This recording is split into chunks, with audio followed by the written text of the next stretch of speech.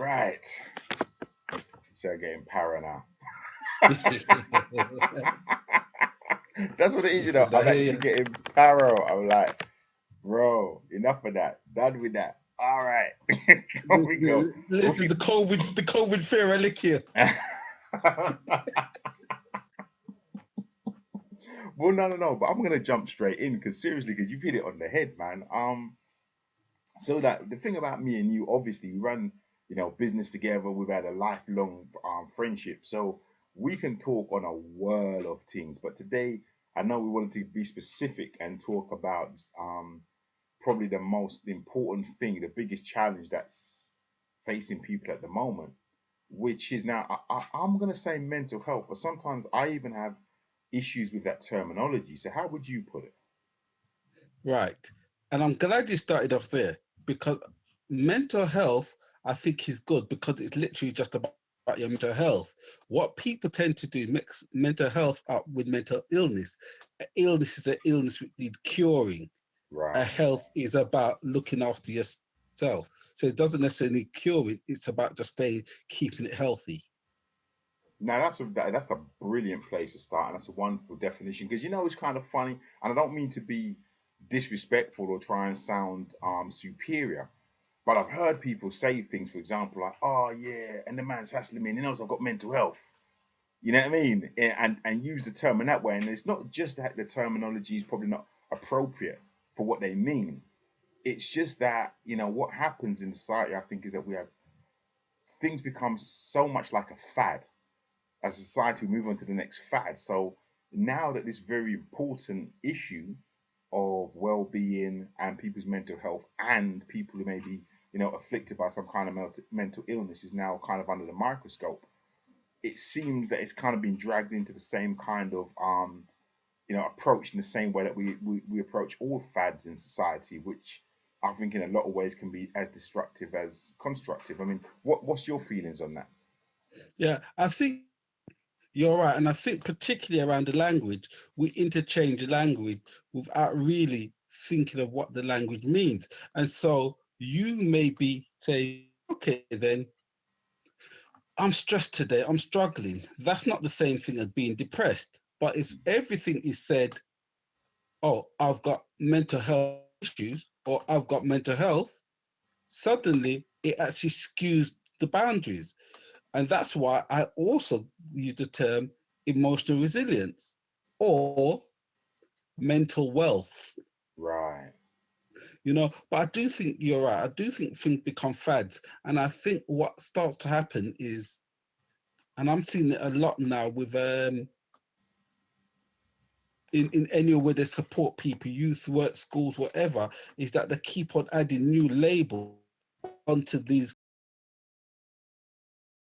up from week to week by week by week. Right. Yes, I understand that totally. And I mean, again, and firstly, I want to point out that this is an area that I have absolutely no expertise in, which is why I thought it'd be a great starting point, for us to start the dialogues. One of which I'm sure is going to be a lot of dialogues we do, whether it's on podcast or video, etc. With the Kevix, Felin, and the other skills that we have between us. But this is something that I think at this moment in time is so important that I really wanted to get somebody who I know has real understanding. And again, as we started off in the first part of this discussion, real experience in. As I said, I'm not mad at people who have just learned, who are very good at learning and teaching. I think that's a skill.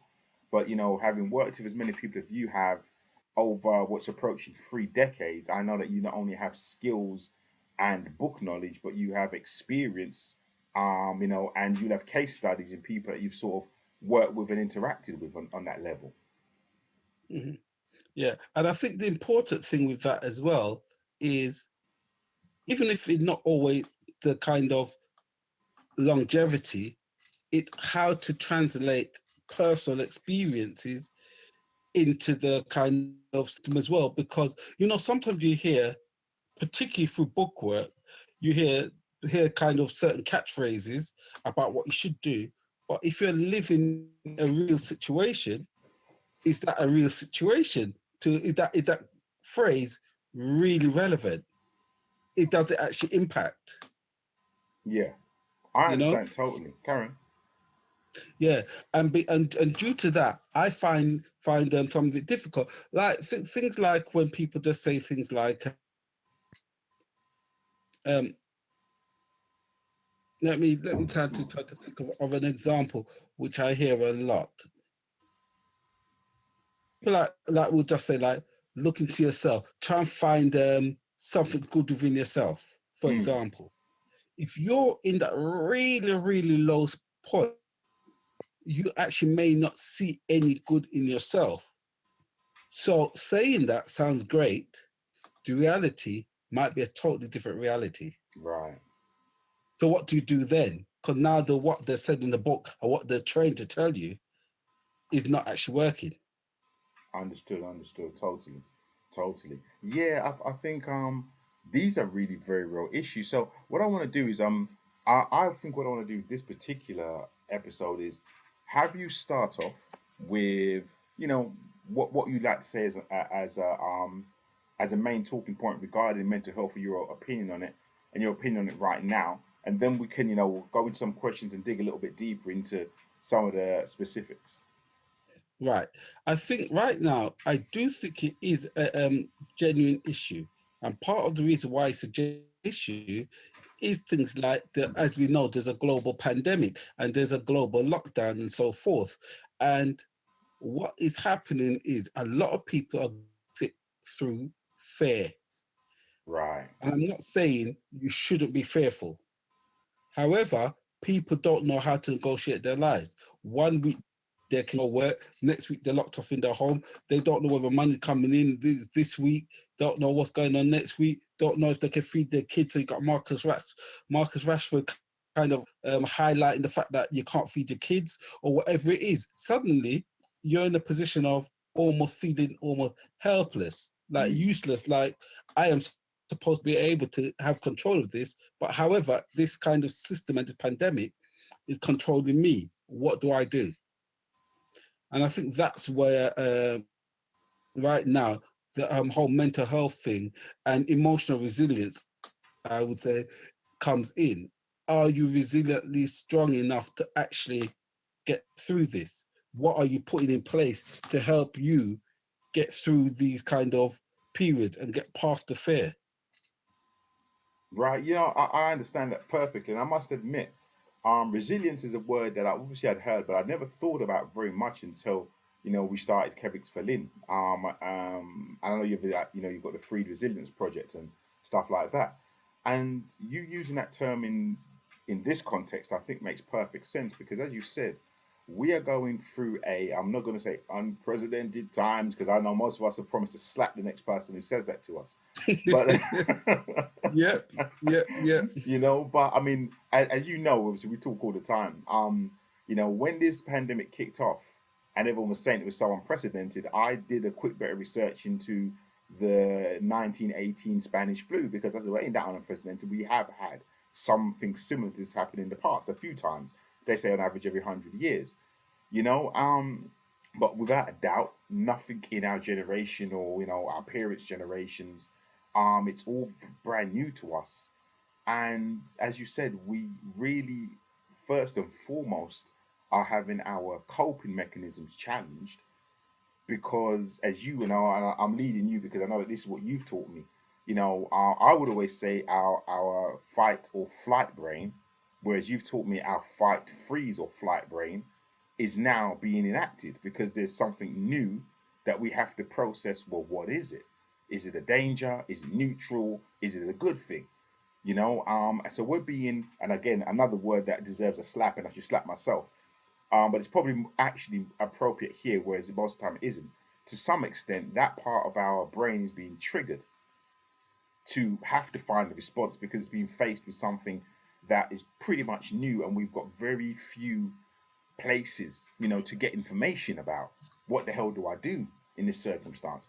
So I appreciate why, resilience would be a key because you have to have something, a coping mechanism to deal with this new circumstance. Right. And I think the important thing with that explanation, what you talked about just now, it will talk about flight or freeze, is actually these are emotional responses, hence why I talk about emotional resilience. And so actually, if people know anything about the brain, what happened is you got the amygdala, which is part of the primitive brain, Hmm. your reptilian brain. And your reptilian brain is your defense mechanism, essentially. Right. And so what happens is anything what is scary, it lands on your amygdala first, even before your brain, your rational brain engages. Right. And so therefore, a lot of it is about how do we cope emotionally? What do we land onto our amygdala to make us be able to cope? Is the idea that we're going to be out of work for 6 months, is that really a danger to us? Is that really life threatening? Yeah. Now that's such an interesting question, you see, because obviously, I'm all about business, and I've made myself all about business for a number of years. So I've actually thought about that concept a lot, and this isn't just for me. I guess it's a kind of a portion of confirmation bias where maybe I was looking for this, so I found it. Another word you taught me, by the way, so thank you very much. Okay. Bigging up myself for knowledge all day long, but that's for real. Uh, Listen, wherever you get it from, you get it from. Listen, but you know what I mean? No, real talk though. But you know what I mean? But it's interesting because obviously, like, once I started to understand that, we have this reptile brain, which is very old brain in the human that has very what we'd call caveman responses. I also was linking that to the fact that our world is now so sophisticated, supposedly, that a lot of the caveman responses that brain is tuned for are no longer that relevant. So, for example, obviously none of us was in caveman days, but we have these images of being in the jungle, seeing a tiger. Crap, that looks like a tiger. I gotta run. And as you pointed out to me when we were talking just the other day, it might not be a tiger, but it still sparks that response that looks like a tiger, and I'm gonna run before I wait here to find Mhm. out. And then obviously with the whole caveman thing, we're hunter gatherers. I mean, me, I intermittently fast, so I try to trick my body back into, some memory of that. With foragers, the food isn't always there. But the society we live in now, it's structured in a way where actually that's no longer true. We're not hunter gatherers. We're not even like, maybe 100 years ago where work was more disparate, and we might work for a season and maybe work for a year and not work for a year, and we'd have to save and store. So all of a sudden, there is a very real, I think at least we believe a very real response or reason to have a response of, oh shit, my job's under threat and I'm going to starve, because we've grown up in this comfortability and this sophistication where we know we haven't had to go out and hunt. And if we didn't catch anything this week, be hungry. We go to work, we get our money, the money drops every single month. We go and buy all our things that we need and all the things that we don't need, and we're good. And now that's taken away from us. We're now being pushed back into, I didn't catch enough fish today. Yeah, exactly. I think it is exactly that. 'Cause I think our hunting is our work. And so you might go from one job to next and say, I'm going to try and move up. Today, I'm hunting the job of being working on the shop floor. Tomorrow, I'm hunting to be the foreman, Mm, hunting to be the manager, then the CEO. And it's that same process, but just captured in a different way. So now, the fact that we are being kind of unearthed and kind of the rug being pulled from beneath us to say, wait a second, you have not got any money literally to your children or whatever, so you cannot even gather enough fish to give them. yeah. And so now what do? I go into panic mode. What do I do Yes. when I go into panic mode? Well, the system tells me to try harder at getting that thing there. But that thing there is not available, i.e. a job. Yeah. So I start panicking even more because more of what I've been told and should be getting is not actually there for me to get. And then you start looking around, you start looking outside yourself. Hence, going back to this idea that you should always look into yourself for solution. We start looking outside of ourselves and saying, second, I'm just coming to business. Feats have been in business for 20 years. How the hell do I think I can compete with him? I might as well give up because I'm in a sorry state because he got 4 more years than me, etc., etc. And we Mm, start doing those kind of comparisons and forget about literally, what do I do to keep myself sane in the moment? Right. Understood. Understood.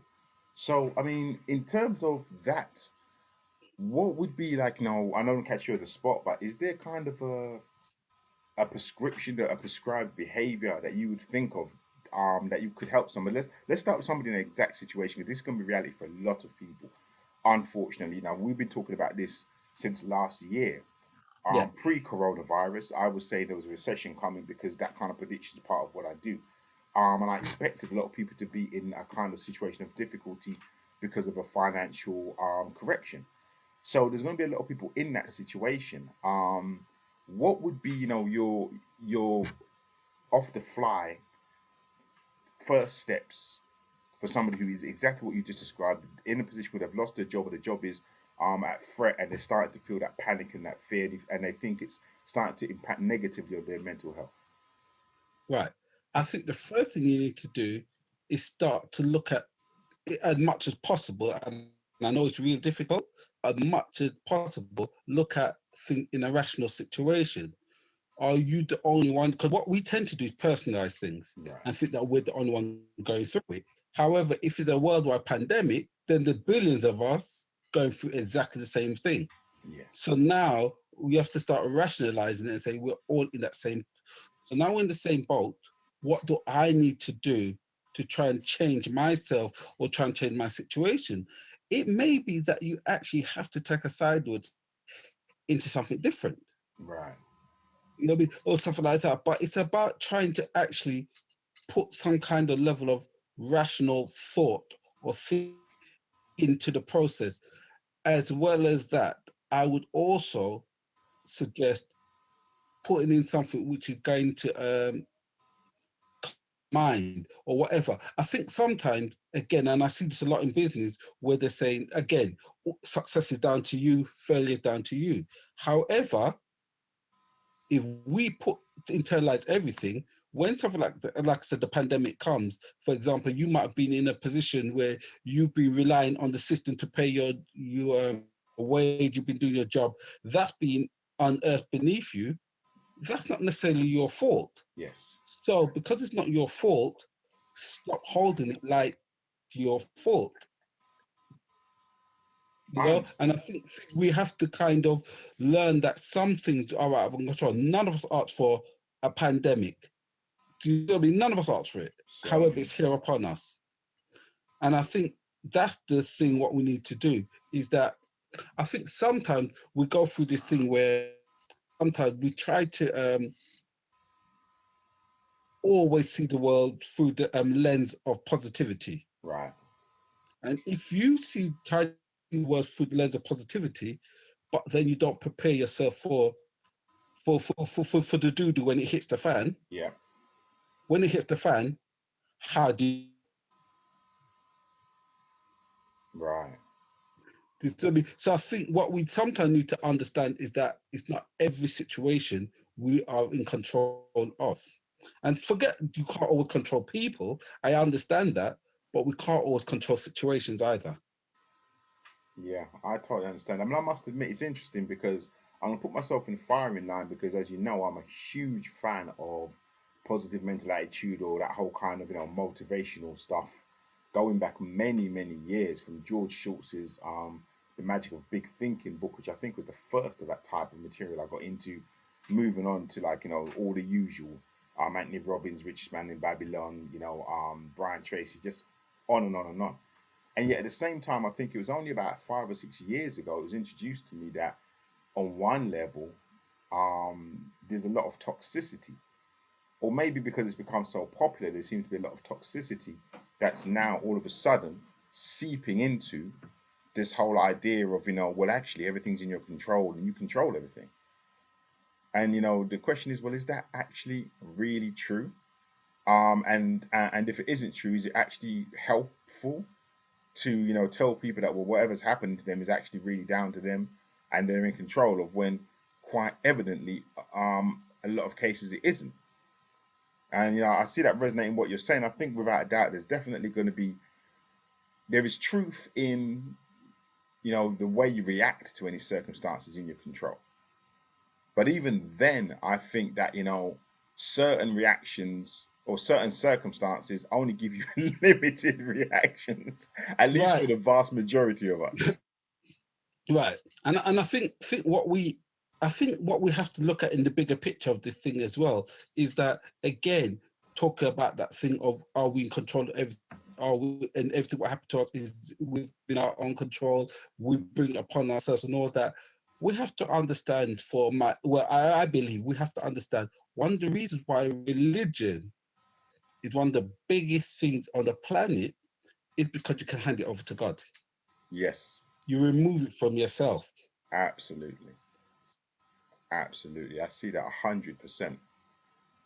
But I mean, how do you assess that? Do you look at that from the perspective of people not wanting to take responsibility for their own circumstances, or do you look at that from the perspective of people understanding that not every circumstance that they find themselves in is their responsibility?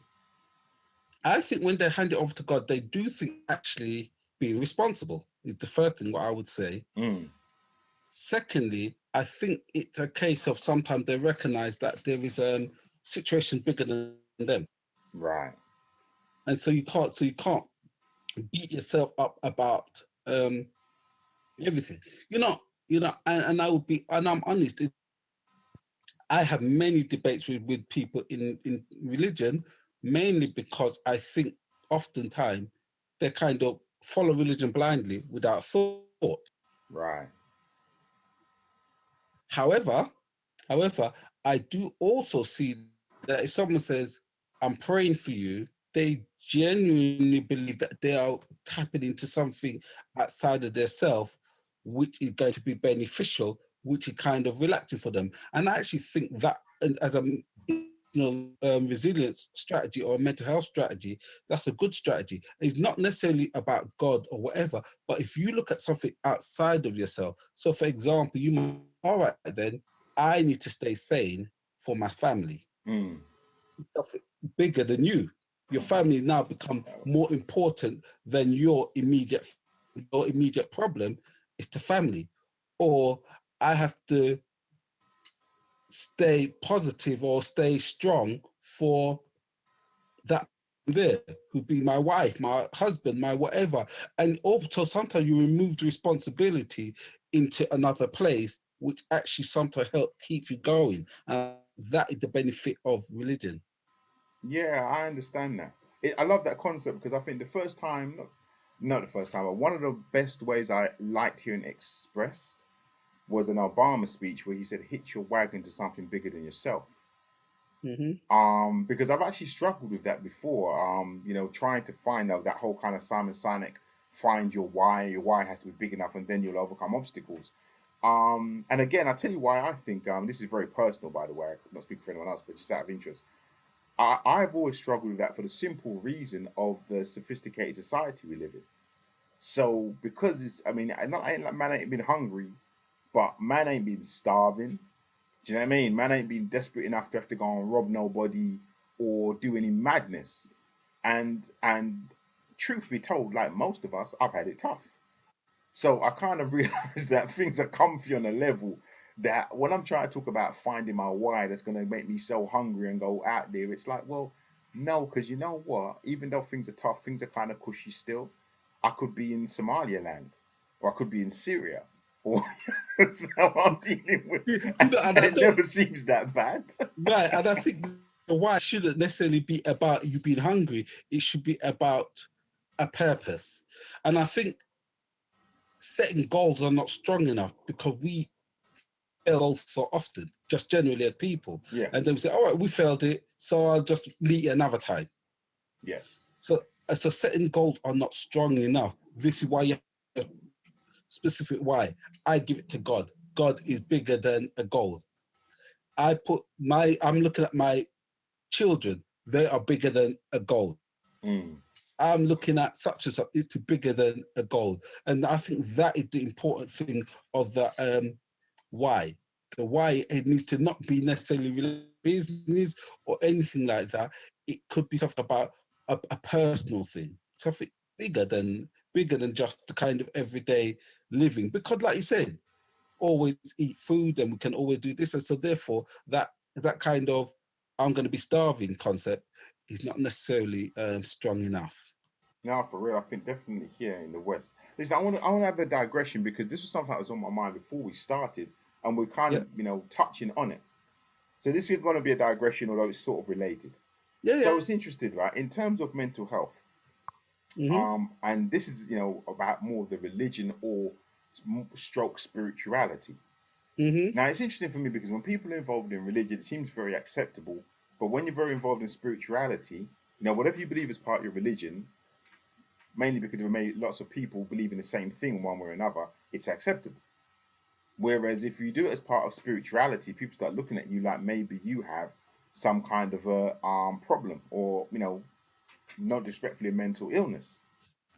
mhm. Um, so it's funnily for me, a lot of these teachers, one of the things that, again, these gurus, one of the reasons that I couldn't always get fully involved, I always got very involved, is that they seem to miss out a lot of things that I had encountered spiritually.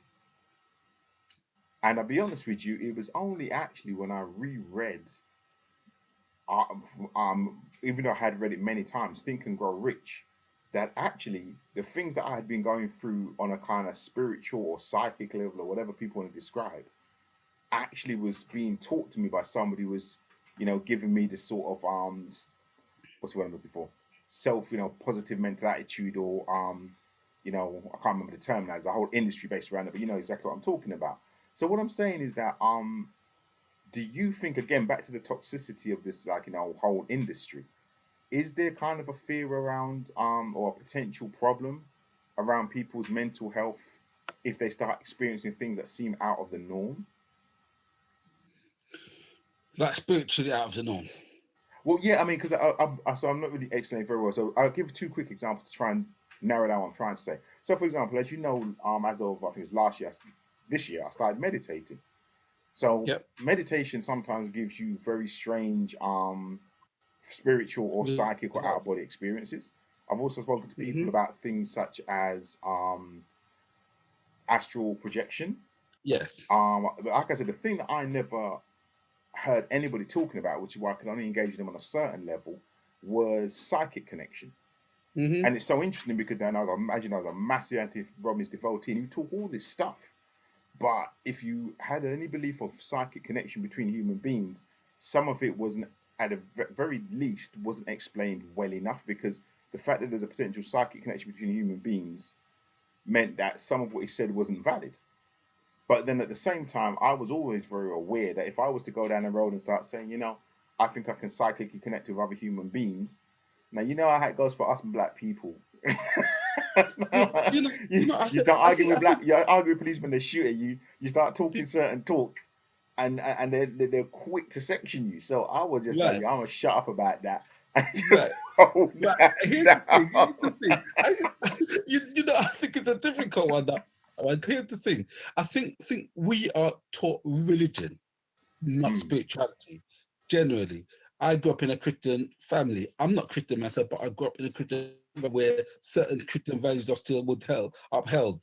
People might grow up as Muslims or Rasta or whatever. So we are grown up in religious household, and mm, then you've got a manual to teach how to do that. The yeah, Bible, the Quran, the Sanskrit or whatever. You've got a manual to teach you. yeah, So now when you deal with spirituality and you say, wait a second, this is more of a personal journey, not a kind of one size fits all journey, which actually, if you actually look at any of the manuals, they should be about personal journeys as well. absolutely. However, I think sometimes that is in the way. And then once we start looking at the spirituality thing and the way that works, we are now start to deal with science. And then because of it's hard to prove, it always appears to be pseudoscience. Yes. And so now you're stuck between this thing of, is it a religion? Is it not? Is it science? Is it not? It doesn't really fit anywhere. So therefore, it's nonsense. Mm, But also, I think the way um, religion is taught, it's almost taught that anything what they decide is not God is evil. not Yes. understanding that that kind of connection could be part of the bigger kind of God concept. Yes. You see, it's so funny you should say that because that is exactly, I honestly remember probably 10 years ago thinking, if I was to tell anybody some stuff that had passed with me, it was either going to be the madhouse they're taking me to or an exorcism.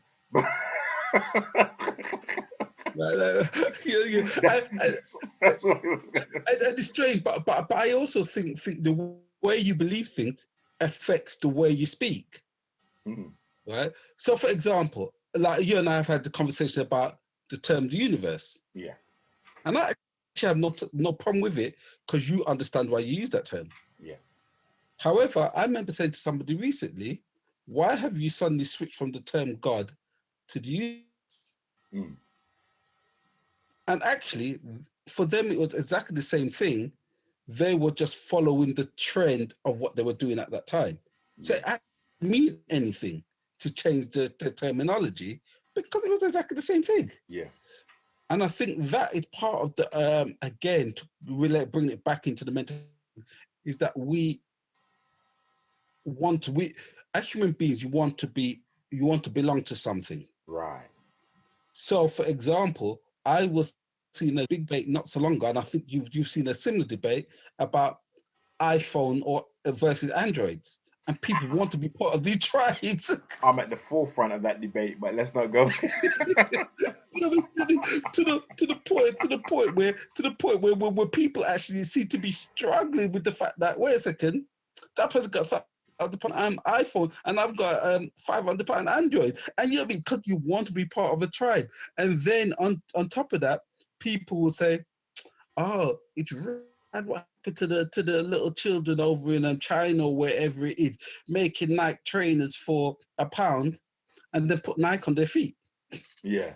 Consist because they want to be part of that tribe. You don't want to look like you are butt pocket, as would they say, or you look less than. You want to be part of that so that people look at you the same way as they look at others. And I think that pressure of the external world on us is a real thing. This is why I say it's not always about an internal thing. Because how do you measure where you're at if you're not measuring it against something? Yeah. I totally concur with that. I have to say, and I'm glad you brought that point up because again, this is where I think I've got this thing here that's meant to be blocking the sun, and now it's just moving. It's like taking on life of its own. So yeah, what I was trying to say is trying to get it to stop moving. Yeah, let's try that. Hey, look, I even look better, right? Luckily, the sun's moved round now. Go to just not the best side. That's right. That's the one. But see, this I want to say to you, I want to go straight to the end of the podcast and say, funnily enough, one of the things I still struggle with, but I kind of know is true, is it always works out in the end. So it's funny for me. This was here. To me, move it over there because the sun was baking in my face. To me, put it there and it was nice. Then it slipped over, and now I'll put it here. I'm thinking how embarrassing in the middle of this podcast. And all of a sudden, hold on a minute, this is better than. And I truly believe that's what happens then. But back to the point we're dealing with right now. Yeah, peer pressure. Again, people seem to think this is something that only affects juveniles, teenagers, and young adults. But especially in a world where some people define themselves by their job or by their status, i.e., where what they'll be able to achieve or do, go on holiday every year, drive a certain kind of car. Again, when we're in this kind of crisis, I think this is going to be has to be one of the things that's going to create a lot of pressure on people's ability to maintain their mental well-being. I, I agree, and I think part of it is definitely about peer pressure because we compare ourselves with the world. It's natural. That's what Mm. we do. We're human beings, and we're social creatures. And we look at our friend and say, "Wait a second, my brethren can go on holiday 3 times a year. I can't even go to Skegness once." Do you know what I mean? I mean, so we got that level of pressure. Like you said, we got the pressure of work and so forth. And the other thing is, we also work, although it's getting better, but this the Western world work what they call the deficit model, Hmm. where I know I've got the information, so I pass it on to you, and just take my lead and let me pass it on. Now, deficit model, you are meant to see yourself progress into the person who can pass on. Right. Do you see what I mean? Mm-hmm. You're meant to see yourself in that thing, or you forever see yourself as being needy.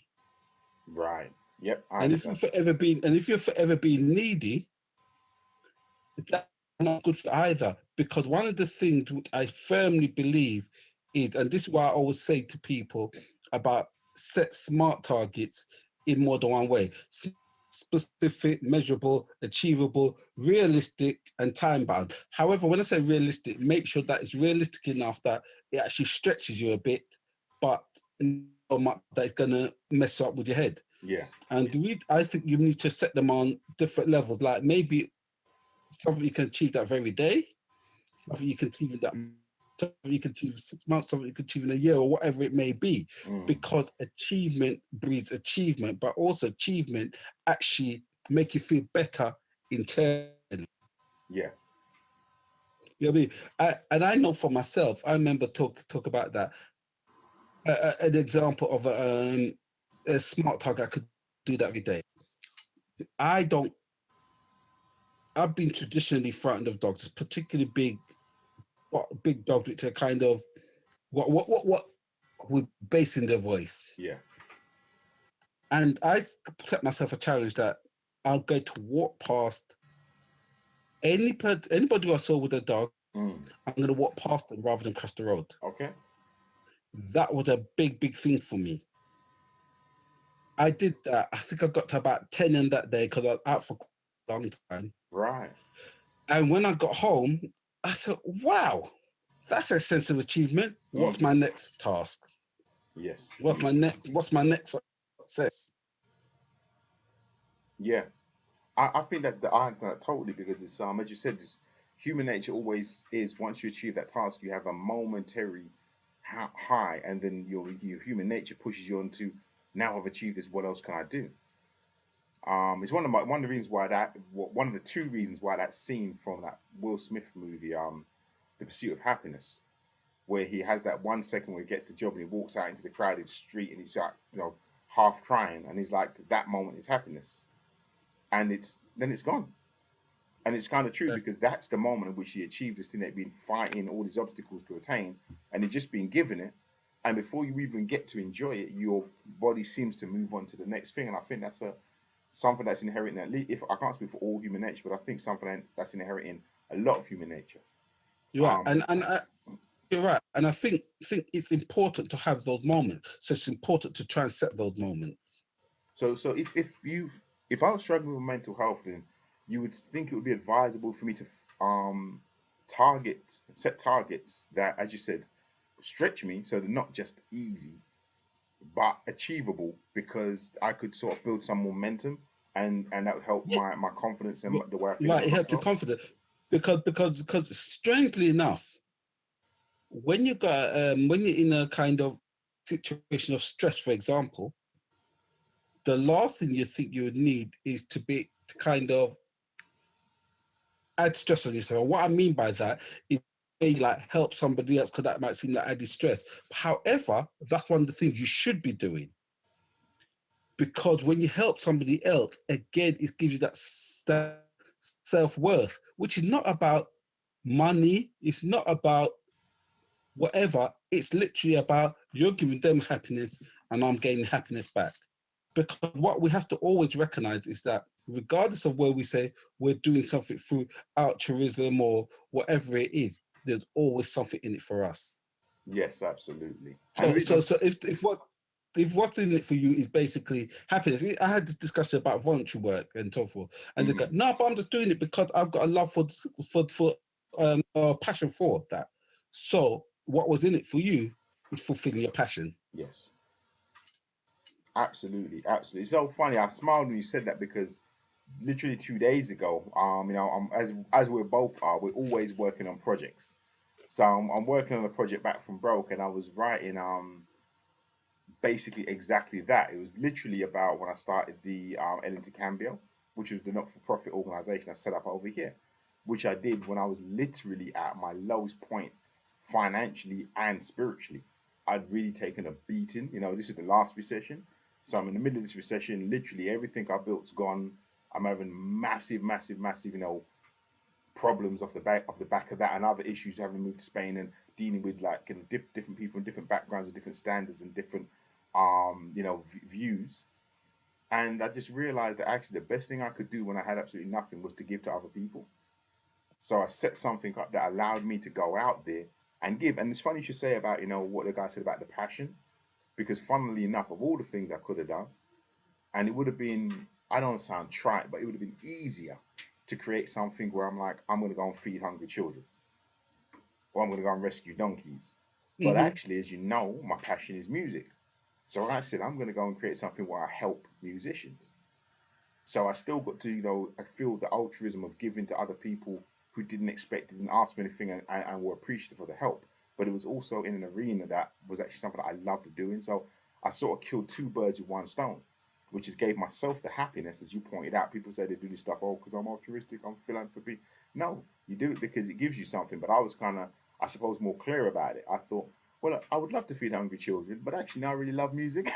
And since there's so many other people saving donkeys and feeding cats and feeding hungry children, I'm going to go and do something that is still, altruistic in its nature, but in an arena that I love. So every day or every hour I spend doing this, I'm getting joy. And I got to be honest with you, moving on to the personal, experiences of, struggling with mental wellness and mental health. But like I said, when I lost everything I built, the creation of that not-for-profit organization was one of the major ways I got through.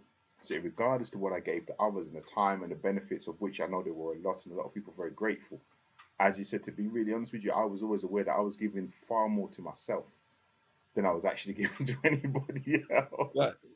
right. And I know for myself, when I went through a certain thing, I had to do was go back into, I started to look at things like Buddhism, Hinduism, all kinds of different theories, just to kind of look at it and say, am I allowed to feel like this? Wow. Because I think what happens is when you get into a space within yourself, you think that, okay, then I shouldn't really feel like this because like you always hear about rich people who like might commit suicide, and you're thinking, Mm, but they've got so much money, and people are not realizing is that they might be saying the same thing. I've got so much money, but I feel like this. Am I really allowed to feel like this? mm, And I would say, absolutely, 100% are allowed to feel any way you feel. yeah. It shouldn't be somebody else who defines how you feel for you. And once you actually understand that you are allowed to feel like how you feel, if you've got a day where you say, all right, then I need to lock off from the world, then do so. It doesn't mean that you are weak. It means that you need to do for you in that moment. Mm. And I think that's important, that you need to understand that it's all right not to be all right, as they like to say. That's another one of the phrases where I need to slap around my face saying it. But You know what though? That's the only one I'll allow, only because I totally accept it. Even if it's become a cliche, you know what I mean? It's a little bit like Phil and Holly on breakfast TV saying, "You got this," But I actually, I must admit, I love that term because I think you've hit it on the head. I think historically, which means going way before me, at least maybe in the 40s and 50s. Now, every culture had their own version of the stiff upper lip.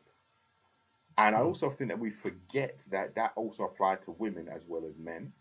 So yes, men weren't meant to show their emotions if they'd come back from war, or they were going through some kind of like financial devastation, or they were working 18 hours a day breaking bricks or in a mine. They used to have to come home with a stiff upper lip. They just didn't talk much, But then the women had their own way of having to present their stiff upper lip, smiling with their husband when they came home, cooking dinner, looking after the children, keeping them quiet. And basically, nobody was allowed to talk about what was really going on and how they were feeling. And I personally guess that a lot of what they were doing was just suppressing it. And I know from personal experience that suppressing, the things that are deeply disturbing you is extremely fucking dangerous. right, right, and I think that's an interesting point, because I remember a few years ago, probably about 5, 6 years ago, they said the people committed the most suicide on the planet or in the Western world were middle class white males Mm. because the pressure they put on themselves, work, all of that kind of stuff, expected to be the breadwinner, how the outside world sees them, all of that kind of stuff. Nowadays, they'll talk about working class black males mainly for other reasons of ghettoized, can't make money, low expectations, low aspirations, low this, low that, all of those kinds of things. Hence, things like going back into achieving something. If your aspiration is to be a drug dealer, for example, and I know I'm stereotyping, Mm. you don't look at that as an achievement, and so therefore it starts messing about with your psyche. Right. So it's all of those kind of things. However, women were less likely to commit suicide because although they had the pressure of still being the sometimes working, still looking after the home, looking after the children, looking after the man. I mean, being the ear for their friends and all of that. That was important in that they spoke. Men, Yes. because of we have to be men, we don't talk, or traditionally we don't talk, and so we internalize everything and try and deal with everything inside.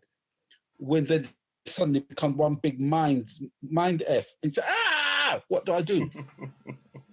Let me throw myself off that bridge. Yeah. And I really get that because I know it's an explosion into violence.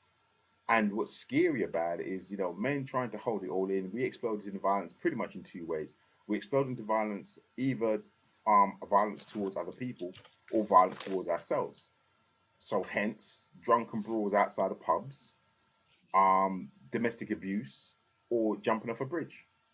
All explosions Right, into violence. A lot of it being because we're not dealing with our own shit. right. And I tell you, interestingly enough, as well, was that I saw a statistic which said women are more likely to try to commit suicide, but actually they do it as a gesture of help. Hmm. So I'm going to take 2 tablets, which feel like it's safe enough that I'm going to be sick but Yeah. not die. Yeah. Men say, I'm going to commit suicide, and they shoot themselves. So they are more brutal about what they do. Yeah. So it's far more permanent.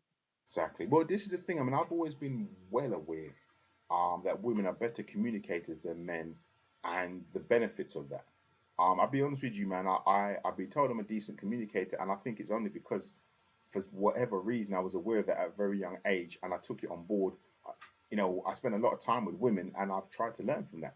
I always tell people all the while, man, don't ask me how I'm doing, because how are you? How are you is almost like saying good morning or good afternoon. But if you say how are you, I'm gonna stop you and say, well, you know what? I'm kind of all right, man, but I've got this leak in the roof, man. And I tried to MOT my car. You know what I mean? And I'm going to fucking tell you because I know that you might have caught me on a day where I need to get that out. I give an example. I've got a sister in, I've known you mentioned names many a time, Drea. She lives up in Barcelona. And we're always in contact and we support each other. I mean, very important person to me. And she sent me a message which was literally a ain't we ain't talked for a long time. How are you? And it was a voicemail on WhatsApp. And when I finished my voicemail, it was 18 minutes long. Mhm. And I actually said, I'm sorry, but you asked that question on the wrong day. And I wasn't gonna be like, yeah, yeah, I'm cool, because I wasn't cool. I was like, you know what? I'm stressed because of this and the uni fees, and then this happened at work. And then when I look back at the message, it's 18 minutes long. But I'll be honest, like, and I'm glad that, I'm grateful I have the ability to do that. Even if I know I Right, bore the shit out of people, because I know that's what keeps me off of that explosion, which, as I right, said, it hasn't happened a lot. And when it does happen, I'm terrified of it.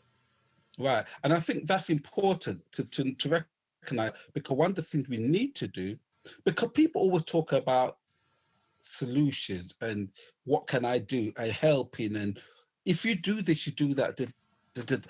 A big part of the time when you're in a certain position, all you want someone to do is listen. You don't want advice. You just need them to listen to you and be empathetic enough to really, really understand where you're at. Because 100. because the thing is, people give advice all the time. Like, I remember when I was in a really low place, and someone said to me, snap out of it. I said, well, if the fuck I could, I would.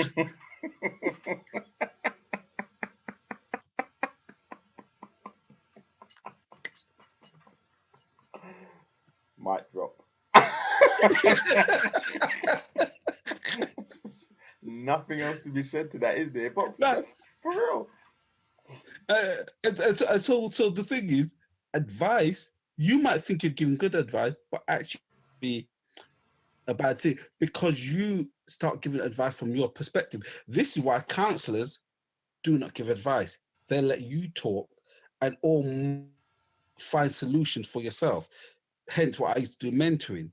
You kind of find solutions for yourself because I can only give advice from my um, knowledge base. Mm, And I'm not saying this. I'm not saying this narrow. It might be big, but that's still my knowledge base. mm. My knowledge base and my reality so far could be very different to your reality. And so, therefore, when I'm giving you certain advice, it might be polar opposites, which 100%. might not actually benefit you. No, I And back to really. the No, so Karen. no, go ahead. No, I was saying that I totally understand that 100%. So I'm just bringing that together. Actually, I'm looking at nuggets people can take it away. So would you advise, for example, if you were around somebody who you knew was struggling, one of the things to do, or back of what you just said, would just be make yourself available to listen, but without trying to solve the problem. Now, again, I learned this from women with female friends saying, "Don't try and solve my problem, just listen." Which, as a Right, man, is a hard thing to do, that's especially correct. when you know the That's solution. correct. Okay, but That's right. just do But that and yeah, stick. just make it. That's right. Just make yourself available. But here's the important thing. Here's the important thing when you make yourself available. Make them select you. Say again, You sorry. don't go and select them. They need to select you. Because we have this bad habit of seeing our children, for example, in a low place and we go, what can I do? Can I help you? Can I do? And we keep on pushing ourselves on them. Well, if they wanted to come and talk to us, they would. Maybe they've got somebody else who they can talk to. They've who they want to select. However, a lot of that is about our own arrogance in that we feel like we should be in that position of helping.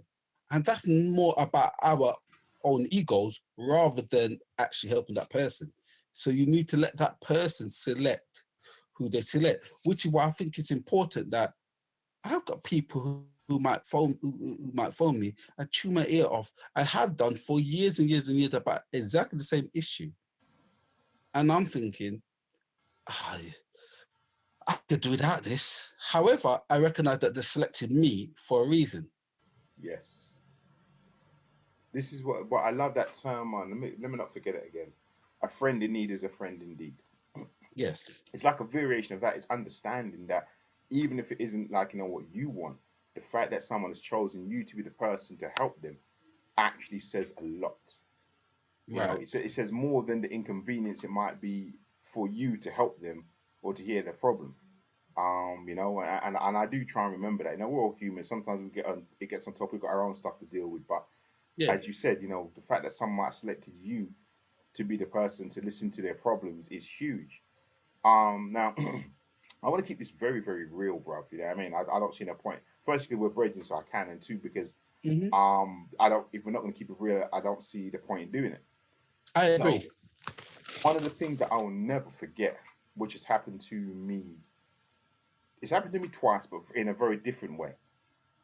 Two people I know commit suicide, and Hmm. both of them were depressed, and both of them used to talk to me. Hmm.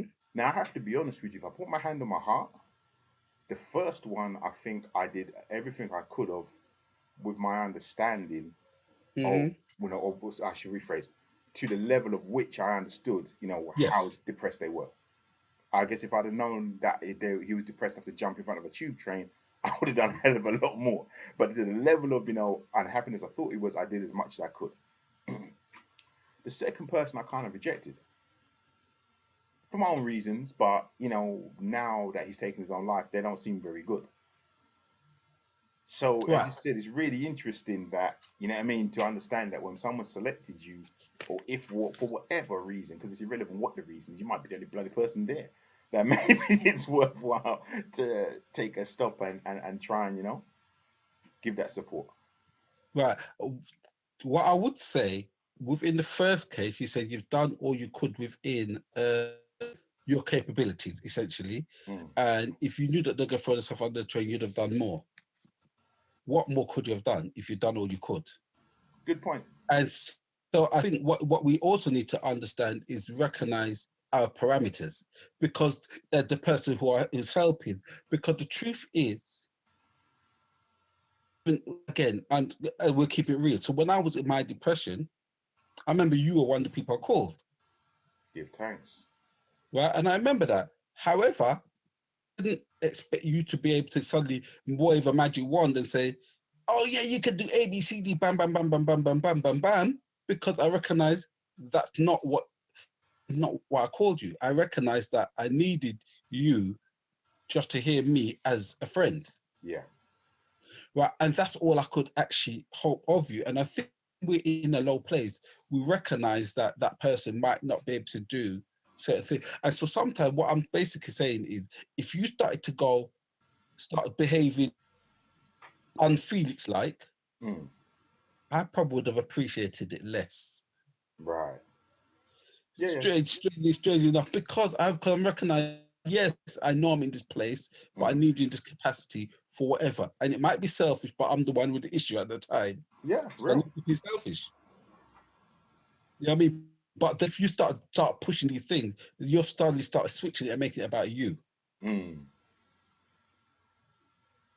And the other thing is as well, as the person who is the person who's helping, give yourself a rest. Remember, I always say to you, sometimes you need to take a train, take a plane, take a whatever, and just travel and just clear your. yeah, man. Because if you're taking on everybody else's problem, unfortunately, it just resonates with you, and suddenly, 4 o'clock in the morning, you wake up staring at the sky, thinking, "Why am I waking up 4 o'clock in the morning looking at the sky?" It's because of what all the information what that person was giving you. So Mm. give yourself time to travel. Let that go out. Try and make you find solutions for yourself. Just do that, and then that way you're giving your brain space. Because I think what we tend not to do is give us a brain space. We go from solving problems to work, solving problems to family, solving problems to, oh, I've got a belly, to try and solve that problem.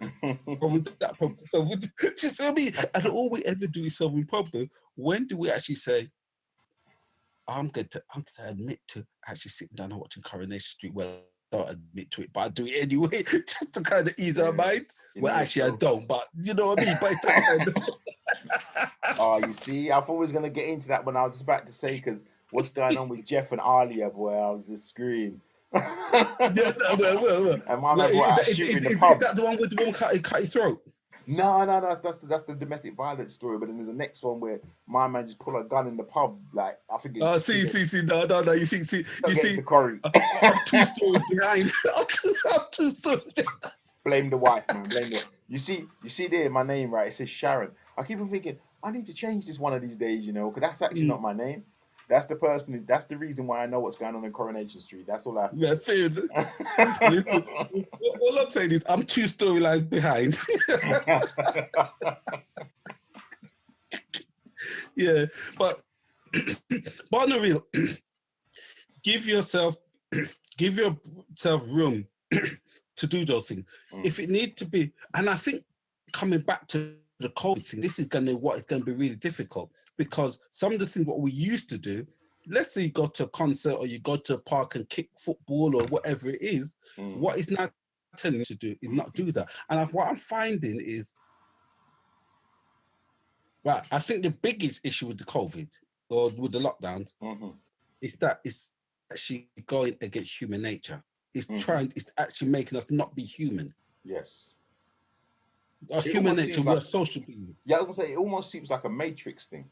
Like I mean, It, don't get me wrong. yeah, There's enough conspiracy theories out there, yeah, so I'm not throwing yeah. this in as a real one, but it is almost like well, everyone's in their pod. And the closest we get to communication is this, and there's always like life imitating art, and life turns into what science predicted, and it felt very much like that. That within Mm-hmm. your pod, 2, 4, 6 people, that was all you had for like. I mean, here in Spain, that was it for 3 months. I mean, you guys were allowed to go out and exercise. You could take a walk. If I was caught out a road, if the policeman was nice, he'd have sent me home. If he was unnice, he'd have beat me with a stick.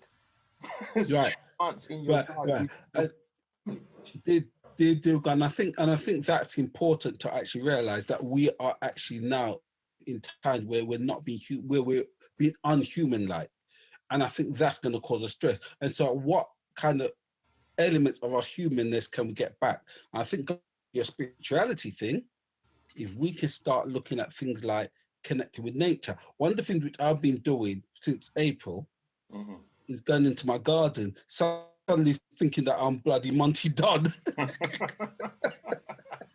You get the green fingers now. Yeah, yeah, yeah, yeah, yeah, yeah, yeah, yeah, yeah, yeah. So Alan Titchmarsh, very, very bad there. Alan Titchmarsh running. I mean, however, it's the fact that I'm out there in nature, connected, and it's kind of cathartic. 100%. And it's little strategies like that which you start taking. I think the other thing which the system has done for many years about talk about moving our humanness is remove our creativity. We are naturally creative beings. If everything you do is just a process, it stops your creativity. Yeah. And I think we need to actually express that. Hence why part of our strategy again with mental health, it just express yourself, just release it on the page, paint, do a red scribble across the page, go and dig dirt and flick it all over the place, dance, scream, whatever it may be, do something to just release, and preferably something creative. Right. Yeah, I love that. I love both of those because I'm more into the creativity, and I definitely understand the need for the release. And I think coming back to what we started, you're absolutely right. I think with the quarantine, and we call it like quarantine here, the lockdown. Um, I mean that produced some very specific, stress points. I mean, it horrific in a lot of ways. I've been a lifelong campaigner against domestic violence. So you've got families, children, and spouses, male and female, now stuck in an environment with their abusive partner, That's um, correct.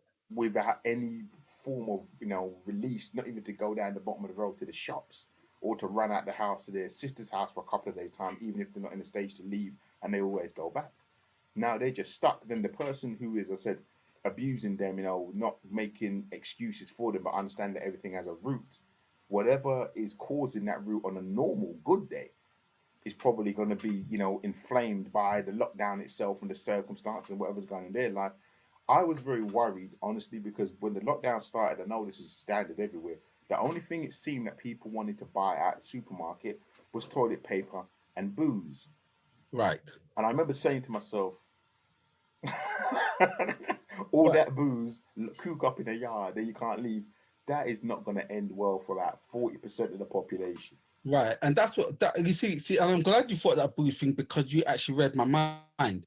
Because over in England, I saw stats which said sales went up 400%. Wow. So booze sales got up 400%. My thing with the toilet paper, I decided that people had increased the amount of toilet paper because they realized that shit were coming out both ends. Wait, I got another conspiracy theory. Pass me a roll.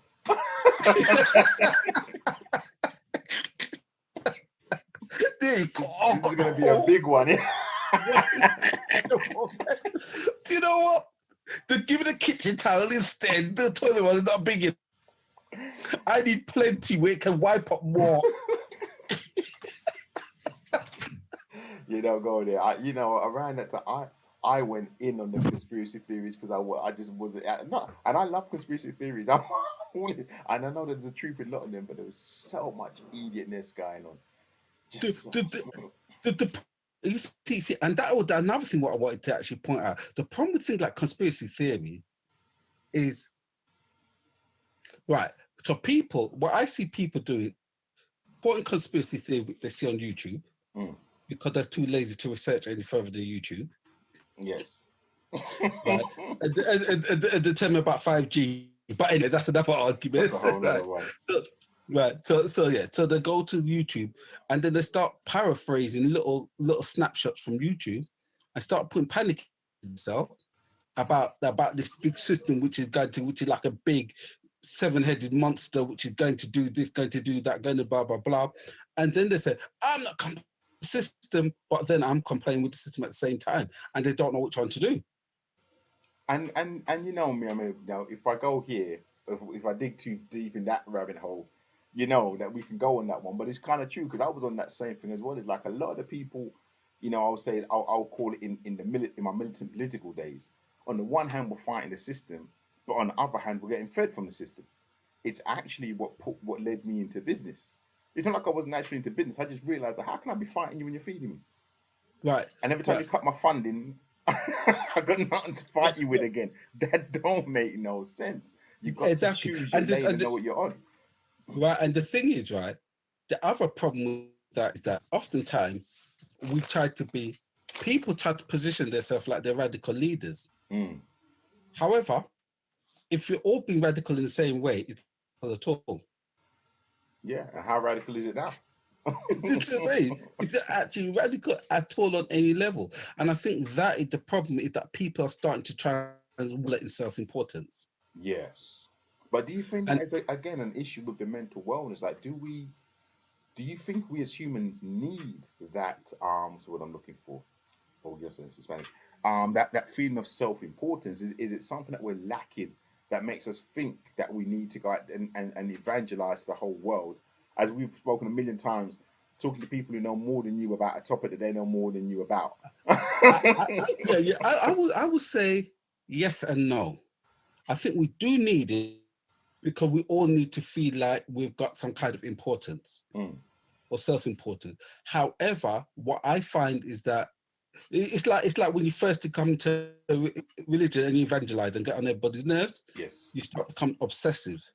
And for me, any obsession is a mental health issue. You know, like when you see that woman you love and you say, "Wow, she's great," and Yeah. even if at first it's working for you, then suddenly she leaves and you start going, "No, but I'm obsessed about her," and you keep on going, continue, and it becomes a mental health issue. Oh Any yes, it obsession, does. any obsession becomes a mental health issue, and this is what I Wait, mean. if you should have And so told me I he was think going there, that's what I'd have worn the t-shirt. listen. I've worn that T-shirt with some special attachments to it. So don't watch that. Real So yeah, talk, and, man. and it really does. And I think that's the problem is that people start becoming very obsessive and vitriolic about it. Mm. Yeah, And I no, think no. that's where it starts. Well, I was You gonna know say, what I actually, mean? I'm so pleased with this because this kind of goes everywhere that I wanted it to go. But I guess that's just because it's me and you vibes in. So it's interesting because then, as you know, I've had a kind of real interest in, how can I say, the divisiveness in society. Now, I've got to be honest with you, the jury is still out. I'm not sure if it's just that we didn't have the technology to know how divided society was, and Hmm. you know people couldn't get into their keyboard warrior mode, hide behind an emoji and an avatar and say what they really felt. But without a doubt, no matter how we swing it, you know, in the last 20 odd years, you start to see how divided society is.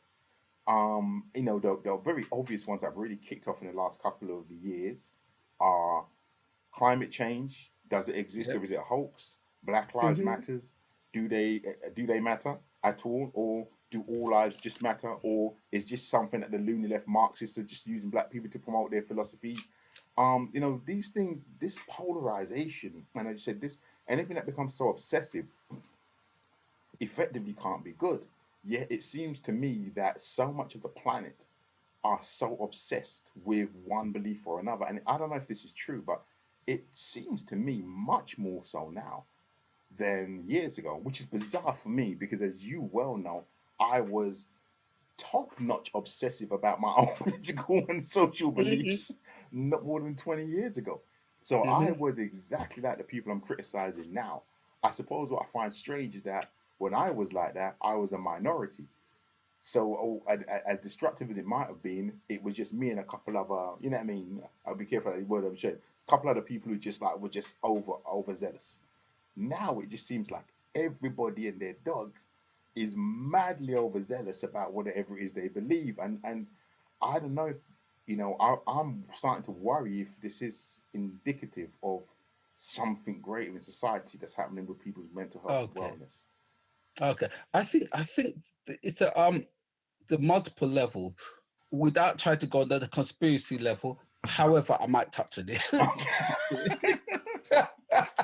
Hey, but we say there's no point being here if we don't talk the truth, man. So, Right, right. So I think part of it is that suddenly, I think for people, they've heard so many things through whatever it is to say your success is in your own hands. And so many of us are not feeling this success. mm, So we now say, this system is not working for us because all we've done, we've got our degrees, we've got our this, we've done that, we've done that job, we've done that, and we're still in the same place. mm, I'm at the same place. And then this system sells us this idea of meritocracy. But you're saying there's no merit. I can't see the meritocracy absolutely. when I'm still and I like to say I'm still cutting harder cane than anybody else. Yes, yes. Yeah, They send you into that field, isn't yeah, it? yeah. I don't want to go in that field. No, that's your That's field. the field. One with a tough cane and much more of it. There you go. There you go. Yeah, yeah. so, so I think a lot of us are now saying, wait a second, this thing is not working for us. So we have to look for a way out. And so now into the anti-system. My issue with this, and I've said this to um, people who think that they're scholars and saying, oh, but the system and the matrix. And I'm saying to them, okay, but when you create one system, you create two automatically. Mm, One has to negate the other. mhm. And so therefore, when you are really playing this anti-system role, what are you really doing? Are you really actually?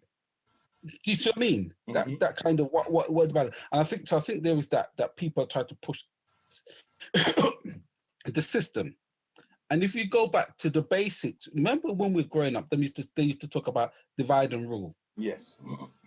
And I think that climate change, BLM, all those things there is divide and rule. If you can have, like you said, polarized sections, and then you have somebody else who's fighting, coming against them, they're dividing. Mm, And I'm saying, even down to the mask, no mask argument, that's another I'm one. right. I'm seeing people where somebody might say to them, can you put on a mask? And they're attacking that person.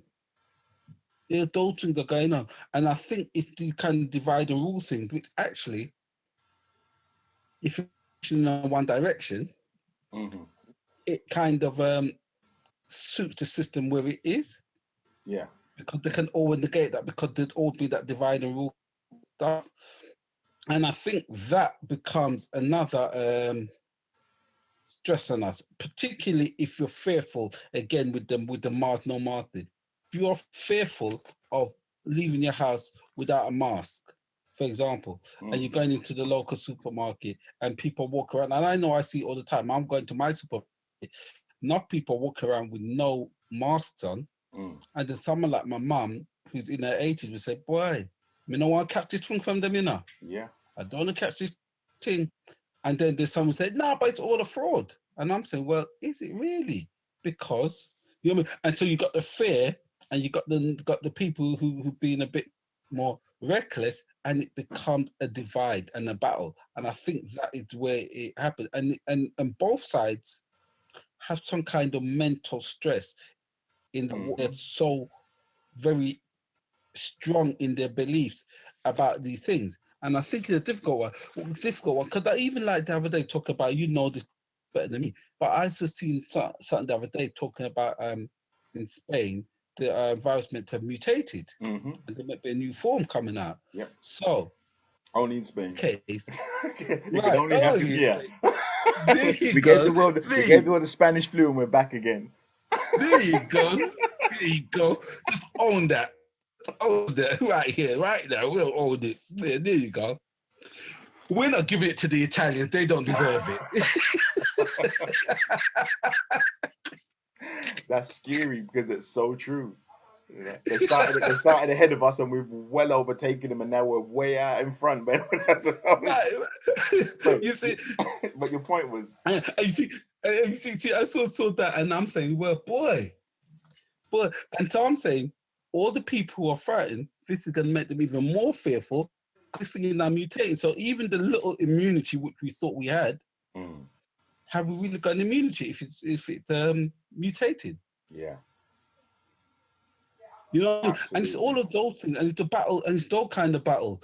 Vaccine, no vaccine. Mask, no mask. That's what I'm frightened about. It's like everyone is so. It just seemed to me, and I always, I always try and avoid that thing that comes with age, where you go, well, it just seemed like in my day when I was young, it wasn't like that. Maybe it was, I always try and avoid that, but I truly feel that there was a lot more willingness to compromise a few years ago. But I'll say something quickly before I forget. You said something that's so important to me when you talked about the stress that these entrenched positions create and how that affects mental health. And you've Mm-hmm. actually dealt with this is why I love reasoning with you all the while. You say something that sparks off of something that I've either read or heard or whatever. And it's funny, like, I've been doing this Deepak Chopra meditation, Mm-hmm. most of which I'm down with and I'm cool with. There's one particular meditation in which he says, sorry, I'm under, there's one particular meditation. That's why these podcasts are so short. There's Mm-hmm. one particular meditation where he basically says that what's the word I'm looking for? You should try and go through the whole day judging nothing. Mm-hmm. And I swear to you, I've done it about 5 times, and every single time I say to myself, "Well, how the am I meant to?" Right, right. And I would say he's trying to put a falsehood on you. Mm, And the reason why I say that, with no disrespect to him, mm, is that the idea of prejudice, people always think prejudice is a bad thing. mm. Prejudice simply means to prejudge. Yes, And that's how we negotiate our world. yes. I see, I'm walking down the road, I see people who look like old-fashioned National Front Mm, in a big group. Am I not meant to judge and say, wait a second, I have to assess the danger level. Are they not the National Front? Are they not? mm, Do I take a different route? Do I not? mm, Do have to judge based on whatever? You might see somebody who high on crack. yeah, I judge it. Do I not judge? Do I what do I have to assess my situation in the moment? yeah. And furthermore, you might be talking to somebody who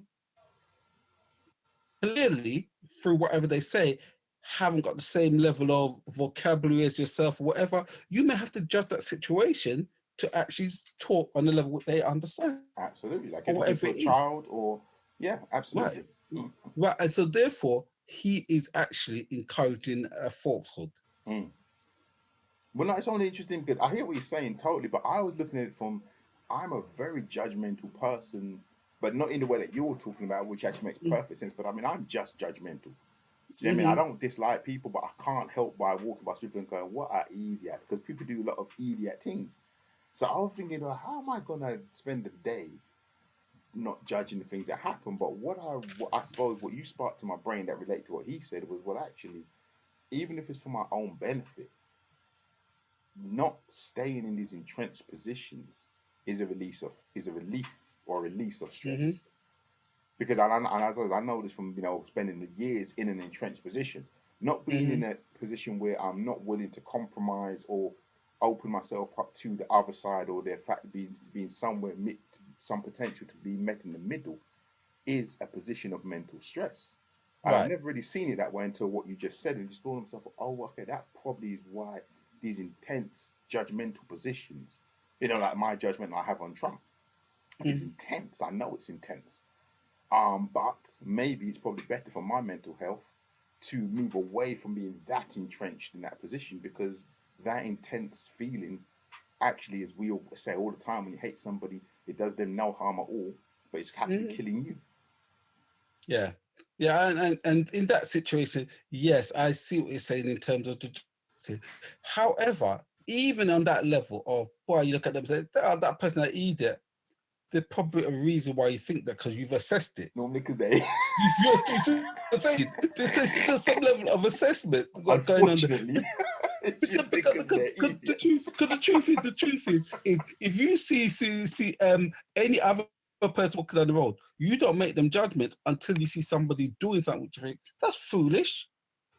For real. So we have to make judgments. I don't necessarily think it's thing.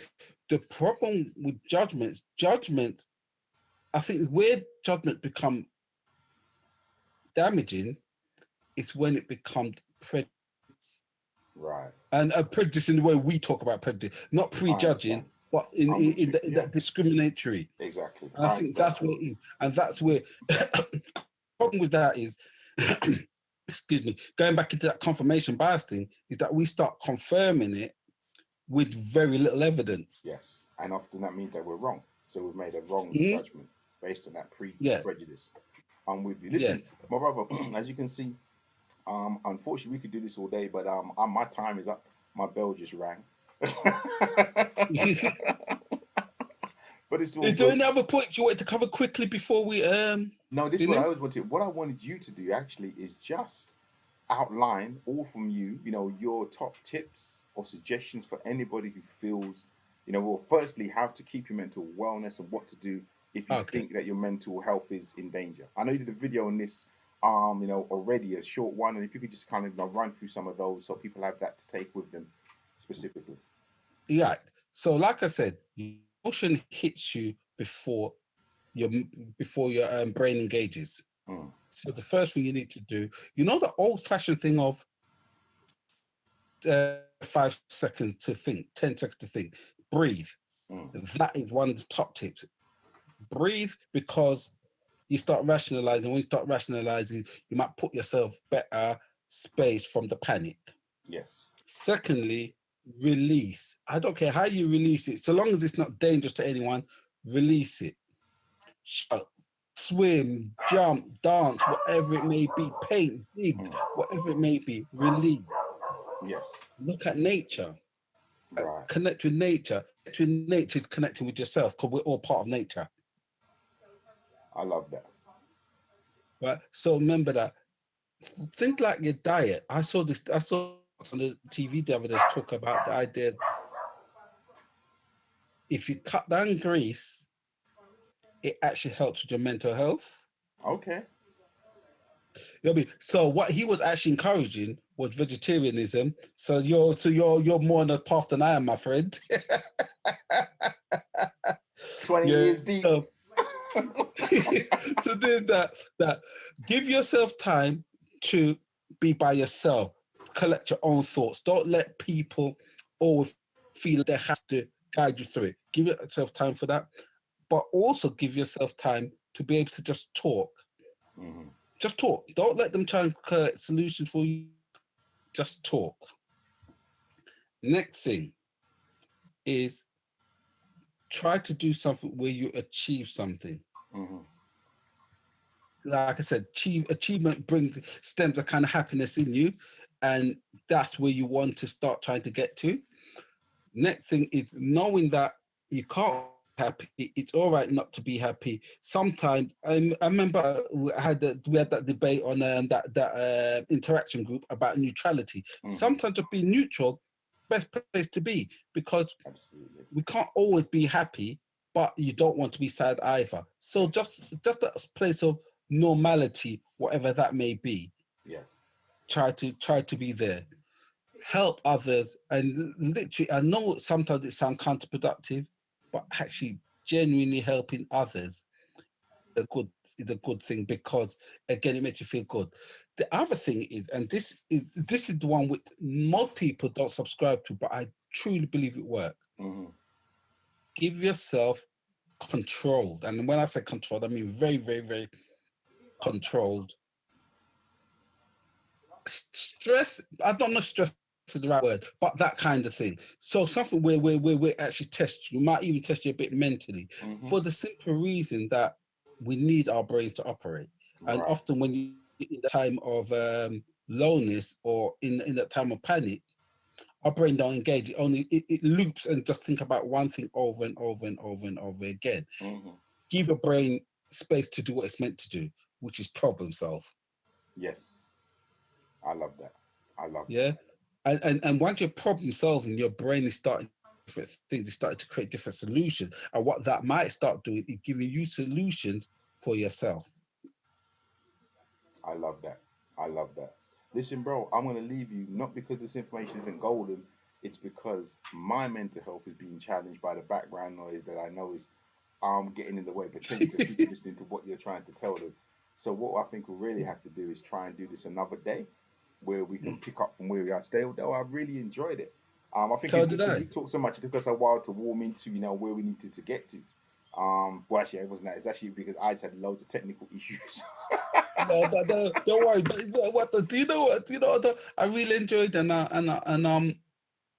think it's an important debate, and I think the more these things that go out there, it's really important. And I actually think what what is also important is that we need to learn that from our own perspective is where you need to be from. Because I Hmm. think there was a lot of information. You go on Mind, you go on NHS, you go on Sense, you go on mental health websites, whatever trust, and essentially they all tell you the same thing. Mm. Saying I'm not telling you some of the same thing, but I think sometimes they don't dig into it deep enough for you to really understand processes of why. Right.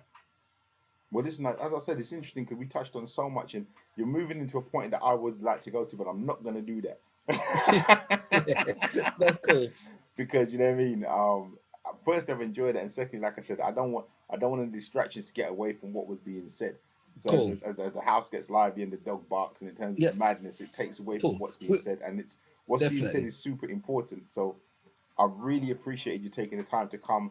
I know we shouldn't do this like regular, but this has been so special to just focus on this one topic, which I know that you're so well versed in, and hopefully put something out into the world that will help somebody or some people. Yeah, Help hopefully, somebody. and I think it's important. For my philosophy is you give out love and you get it back, literally. And for this is giving out love, and yeah, and I will get it back in whatever way, shape, or form. Again, something else that I believe yeah, I believe I counted a few years ago, and I totally agree with you without a doubt. So listen, thank you again, man. Yeah, took too long, but there'll be more. Definitely, we need to do this again. I enjoyed it. Exactly, man. Exactly. My Kevix Felin, business partner, life long friend, and master of mentoring and many other things. Kevin Campbell, thank you for your time.